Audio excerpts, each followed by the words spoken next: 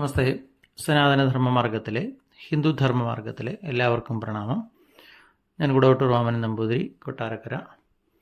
എല്ലാ ബുധനാഴ്ച നടത്തി വരാറുള്ള സനാതനധർമ്മ ആചാരചിന്തകൾ അതിൻ്റെ 164 ഭാഗത്തിലേക്ക് ഏവർക്കും സ്വാഗതം. ദശോപനിഷത്തിൽ 8 ഉപനിഷത്തുകൾ നമ്മൾ ചർച്ച ചെയ്യുകയുണ്ടായി. ഇനി 9ാമത്തെ ഉപനിഷത്താണ് ഛാന്തോഗ്യ ഉപനിഷത്ത്. വളരെ പ്രാധാന്യമുള്ള ഒരു ഉപനിഷത്താണ്. അതുപോലെ തന്നെ വളരെയധികം കാര്യങ്ങൾ പ്രസ്താവിക്കുന്ന ഒരു ഉപനിഷത്തും കൂടിയാണ്. സാമവേദീയ വിഭാഗത്തിൽപ്പെടുന്ന ഒരു ഉപനിഷത്താണ് ഛാന്തോഗ്യ ഉപനിഷത്ത്. ആകെ 10 അധ്യായങ്ങളുള്ള ഛാന്തോഗ്യ ബ്രാഹ്മണത്തിൻ്റെ ഒടുവിലത്തെ 8 അധ്യായങ്ങളാണ് ഈ ഛാന്തോഗ്യ ഉപനിഷത്തിൻ്റെ ഉള്ളടക്കമെന്ന് പറയുന്നത്. ഛന്തോകൻ എന്ന വാക്കിന് സാമവേദം പഠിച്ചവൻ എന്നാണ് അർത്ഥം. ഈ ഉപനിഷത്തിൽ ഏതാണ്ട് 130 വിഷയങ്ങളെക്കുറിച്ച് പറയപ്പെട്ടിട്ടുണ്ട്.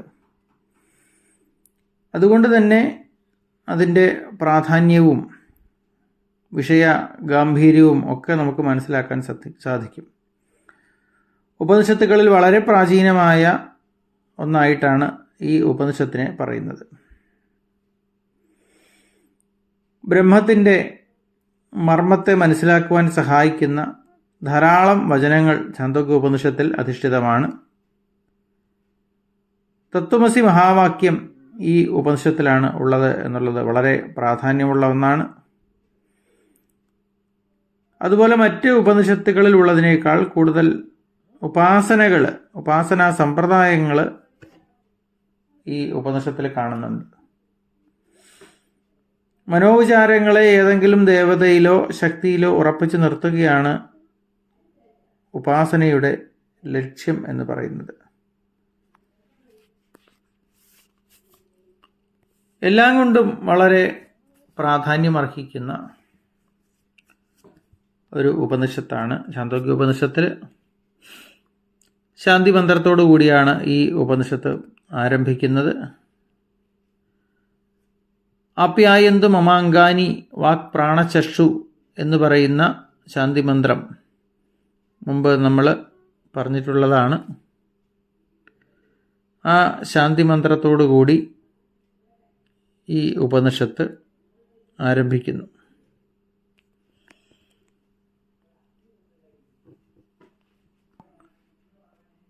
ഒന്നാം അധ്യായം 1-ാം ഖണ്ഡം ആരംഭിക്കുന്നത്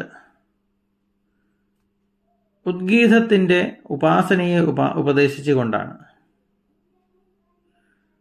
ഓങ്കാരത്തിൻ്റെ വിശിഷ്ടാർത്ഥമായ ഒരു പേരാണ് ഉദ്ഗീതം. ഉറക്കെ ഗാനം ചെയ്യപ്പെടുന്നതിനാൽ ഓം എന്ന പ്രണവത്തിന് ഉദ്ഗീതം എന്ന നാമമുണ്ടായി. പ്രണവദേവതയുടെ മഹത്വത്തെ പ്രകീർത്തിക്കുന്ന പല ഉപാഖ്യാനങ്ങളും 1-ാം അധ്യായത്തിൽ കാണുന്നുണ്ട്. പ്രണവം അഥവാ ഓങ്കാരത്തെ ജപിച്ച് അസുരന്മാരെ പരാജയപ്പെടുത്തിയ കഥയാണ് ഇതുമായി ബന്ധപ്പെട്ട് ആദ്യം വരുന്നത്. ഏതായാലും 1-ാം മന്ത്രം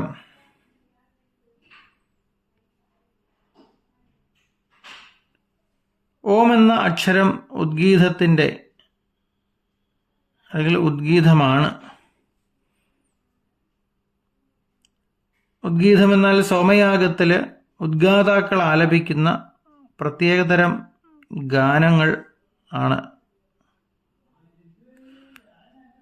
അതിൽപ്പെട്ട ഓം എന്ന് പറയുന്ന ശബ്ദത്തോടു കൂടിയാണ് അല്ലെങ്കിൽ പ്രണവത്തോടു കൂടിയാണ് അല്ലെങ്കിൽ ഓംകാരം ഉറക്കെ ഉരുവിട്ടുകൊണ്ടാണ് യാഗത്തിലെ ഉദ്ഗാതാക്കൾ സാമഗാനം ആലപിക്കുന്നത്.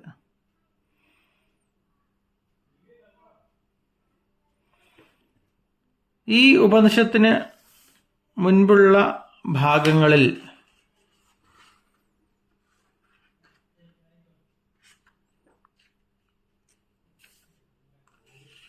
കർമ്മകാണ്ഡത്തിൽ മുഴുകിയിരിക്കുന്ന മനസ്സിനെയാണ് വിവരിച്ചിട്ടുള്ളത്. അങ്ങനെയുള്ള ആ മനസ്സ് പെട്ടെന്ന് ഉപനിഷത്ത് പ്രതിപാദ്യമായ അദ്വൈത ജ്ഞാനത്തിലേക്ക് കൊണ്ടുവരിക പ്രയാസമാണ്. അതുകൊണ്ട് ഇവിടെ ആദ്യം ഉപാസനകളെ ഉപദേശിക്കുകയാണ് ചെയ്യുന്നത്.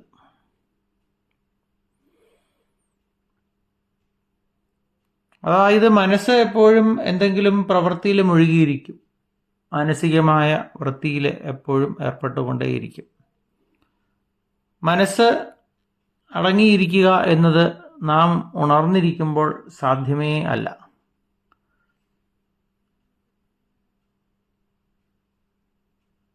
ഉറങ്ങുമ്പോഴാണ് മനോലയം സംഭവിക്കുന്നത്. ഉണർന്നു കഴിയുമ്പോൾ മനസ്സ് വീണ്ടും പ്രവർത്തിച്ചു തുടങ്ങുന്നു. അങ്ങനെ കർമ്മങ്ങളിൽ മുഴുകിയിരിക്കുന്ന മനസ്സിനെ പെട്ടെന്ന് അദ്വൈത ജ്ഞാനത്തിലേക്ക് കൊണ്ടുവരുവാൻ പ്രയാസമാണെന്നാണ് നേരത്തെ സൂചിപ്പിച്ചത്.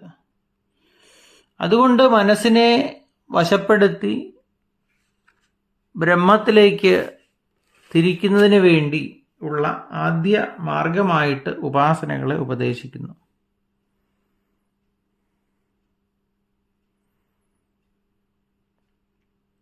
കർമാഭ്യാസം ദൃഢമായിരിക്കുന്നതിനാൽ പെട്ടെന്ന് കർമ്മത്തെ തീരെ ഉപേക്ഷിച്ച് ഉപാസനയിൽ തന്നെ മനസ്സ് സമർപ്പിക്കുക എന്നത് പ്രയാസമായതുകൊണ്ട് ആദ്യമായിട്ട് കർമാംഗ വിഷയമായ ഉപാസനയെക്കുറിച്ച് പറയുന്നു.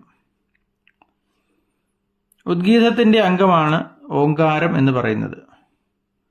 ഓങ്കാരം ബ്രഹ്മത്തിന്റെ ഏറ്റവും അടുത്ത അഭിധാനവുമാണ്.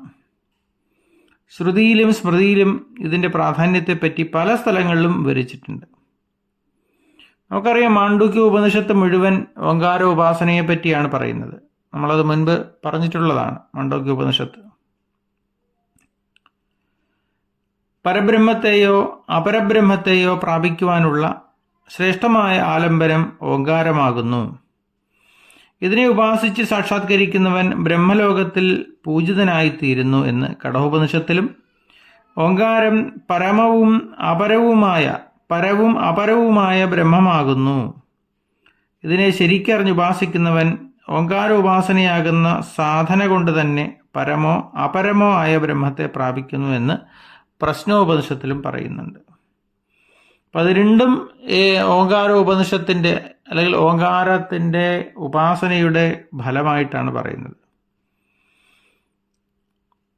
ഓം എന്ന് പറയുന്നത് ബ്രഹ്മവാചിയാണ്. ഈ കാണുന്നതെല്ലാം ഓങ്കാരമാകുന്നു അല്ലെങ്കിൽ ബ്രഹ്മമാകുന്നു.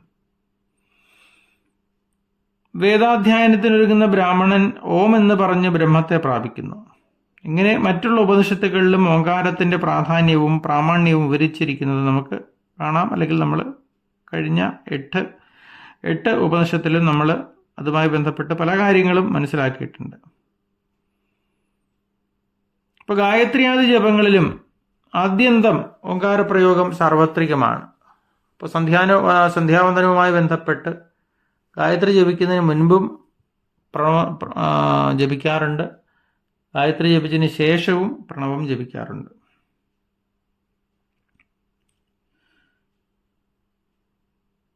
ആയതിനാൽ വേദവാദികൾ ഓം എന്ന മന്ത്രം ഉച്ചരിച്ചുകൊണ്ടാണ് യജ്ഞം, ദാനം, തപസ് മുതലായ വേദവിഹിതങ്ങളായ കർമ്മങ്ങൾ ചെയ്യുന്നത് എന്ന് ഭഗവത്ഗീതയിലും പറയുന്നു. അങ്ങനെ നാമെന്ന നിലയിലും പ്രതീകമെന്ന രൂപത്തിലും പ്രാധാന്യമർഹിക്കുന്ന ഓങ്കാരത്തിൽ ദൃഢവും ഏകാഗ്രവുമായി ചിത്തവൃത്തിയെ ഉറപ്പിക്കണം എന്ന് താൽപ്പര്യം. ആ ഓങ്കാരോപാസനയുടെ വിധം, വിഭൂതി, ഫലം ഇവയെക്കുറിച്ചാണ് ഇനി അങ്ങോട്ട് വിവരിക്കുന്നത്.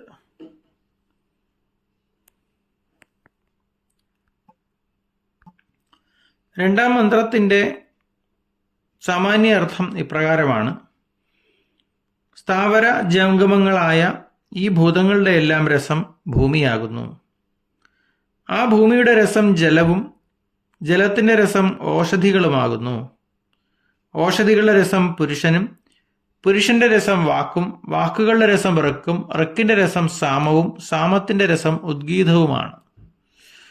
അപ്പൊ ഈ ചിന്തകളിലൂടെ ഉദ്ഗീതത്തിന്റെ പ്രാധാന്യത്തെക്കുറിച്ച് പറഞ്ഞിരിക്കുകയാണ്. വീര്യം എന്ന അർത്ഥമുള്ള രസം എന്ന പദത്തിന് ഇവിടെ സന്ദർഭമനുസരിച്ചുള്ള അർത്ഥമാറ്റം ഉണ്ട് എന്ന് മനസ്സിലാക്കണം. ഇവിടെ വീര്യം എന്ന് പറയുന്നത് അല്ലെങ്കിൽ വീര്യമെന്ന അർത്ഥമുള്ള ഒരു പദമാണ് രസം എന്ന് പറയുന്നത്.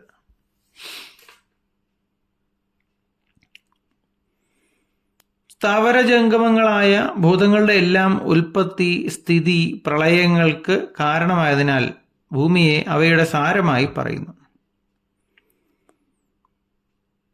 ഭൂമിയിൽ സർവത്ര ജലം വ്യാപിച്ചിരിക്കുന്നതിനാൽ നമുക്കറിയാം ഭൂമിയുടെ 2 ഭാഗവും ജലമാണെന്ന്.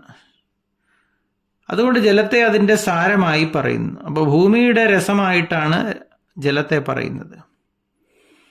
ജലമാണ് വൃക്ഷലതാദികളെ വളർത്തുന്നത്. അതുകൊണ്ട് ഓഷധികൾ അതിൻ്റെ രസമാകുന്നു. നെല്ല് തുടങ്ങിയ ധാന്യങ്ങൾ കൊണ്ട് മനുഷ്യ ശരീരം വളരുന്നു. അതുകൊണ്ട് മനുഷ്യൻ ഓഷധികളുടെ സാരമാകുന്നു. മനുഷ്യന്റെ അവയവങ്ങളിൽ ഏറ്റവും ശ്രേഷ്ഠമായുള്ളത് വാക്കാകുന്നു. അത് മിത്രങ്ങൾക്കും ബന്ധുക്കൾക്കും മോക്ഷങ്ങൾക്കും മരണത്തിന് പോലും കാരണമായി തീരുന്നതാണ്. അതിനാൽ പുരുഷന്റെ രസമായി വാക്കിനെ കൽപ്പിച്ചിരിക്കുന്നു. വാക്കിനാൽ ഉച്ചരിക്കപ്പെടുന്നവയിൽ വെച്ച് ഏറ്റവും ശ്രേഷ്ഠമായിട്ടുള്ളതാണ് പദ്യാത്മകമായ ഋക്ക് എന്ന് പറയുന്നത്. അങ്ങനെ വാക്കുകളുടെ രസം ഋക്കാകുന്നു. ഋക്കുകളിൽ ഗാനം ചെയ്യപ്പെടുമ്പോൾ, അതായത് ഗായകനും ശ്രോതാക്കൾക്കും സുഖകരമായതിനാൽ സാമം പ്രധാനമാകുന്നു. ആ സാമഗാനങ്ങളെല്ലാം ഓങ്കാരം കൊണ്ട് ആരംഭിക്കുന്നത് കൊണ്ടും ഓങ്കാരത്തിൽ എല്ലാ ശബ്ദങ്ങളും ഉൾപ്പെടുന്നത് കൊണ്ടും ഉദ്ഗീതം സാമങ്ങളുടെ എല്ലാം രസമാകുന്നു. ആ ഉദ്ഗീതത്തെ ഏകാഗ്രതയോടുകൂടി ഉപാസിക്കണമെന്നാണ് ഈ മന്ത്രത്തിൽ സൂചിപ്പിക്കുന്നത്. അപ്പോൾ ഇവിടെ ഏതിനൊക്കെ രസങ്ങളാകും എന്നും അതിൻ്റെ കാരണവും സൂചിപ്പിച്ചിട്ടുണ്ട്.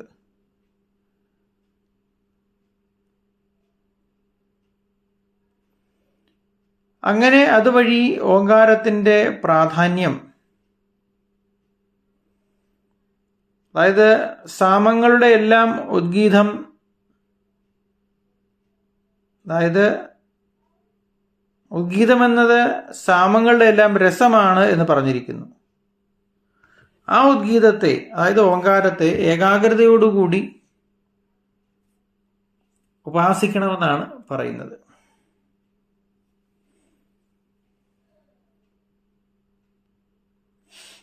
ഇനി 3-ാം മന്ത്രത്തിൽ പറയുന്നത്, ഉദ്ഗീതം എന്ന് പറയുന്ന ഈ ഓങ്കാരം പൃഥിവ്യാദി രസസംഖ്യയിൽ 8ാമത്തേതാണ്. അതുകൊണ്ട് തന്നെ ഏറ്റവും വലിയ രസമാകുന്നു. പരമാത്മാവിൻ്റെ പ്രതീകമായതുകൊണ്ടും പരമാത്മാവിനെ പോലെ ഉപാസ്യമായതുകൊണ്ടും അത് ശ്രേഷ്ഠമായ സ്ഥാനത്തിനും അർഹമാകുന്നു. അല്ലെങ്കിൽ ശ്രേഷ്ഠമായ അർത്ഥസ്ഥാനത്തിന് അർഹമായത് പരാർദ്ധ്യം.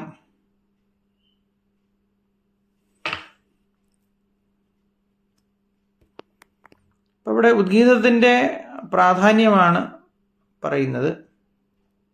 പരമാത്മാവിൻ്റെ പ്രതീകമായിട്ടാണ് പ്രണവത്തെ അല്ലെങ്കിൽ ഉദ്ഗീതത്തെ കാണുന്നത്. പരമാത്മ പ്രാപ്തിയാണല്ലോ ജീവിത ലക്ഷ്യമായി നമ്മുടെ പൂർവികർ പറഞ്ഞിട്ടുള്ളത്. അപ്പം അതുകൊണ്ട് പരമാത്മാവിനെ പ്രാപിക്കണം എന്നാഗ്രഹിക്കുന്നവൻ ഓങ്കാരത്തെ ഉപാസിച്ചാൽ മതി എന്നാണ് സൂചിപ്പിച്ചത്. അടുത്ത മന്ത്രത്തിൽ, അതായത് 4-ാം മന്ത്രത്തിൽ ഋക്ക് ഏതെല്ലാമാണെന്നും സാമം ഏതെല്ലാമാണെന്നും ഉദ്ഗീതം ഏതെല്ലാമാണെന്നും വിവരിക്കുന്നു. അതേക്കുറിച്ച് നമുക്ക് അടുത്ത ദിവസം ചർച്ച ചെയ്യാം. ഇന്നത്തെ പ്രഭാഷണം അവസാനിപ്പിക്കുകയാണ്. എൻ്റെ ഫോൺ നമ്പർ 94 47 30 62 73. നമസ്തേ.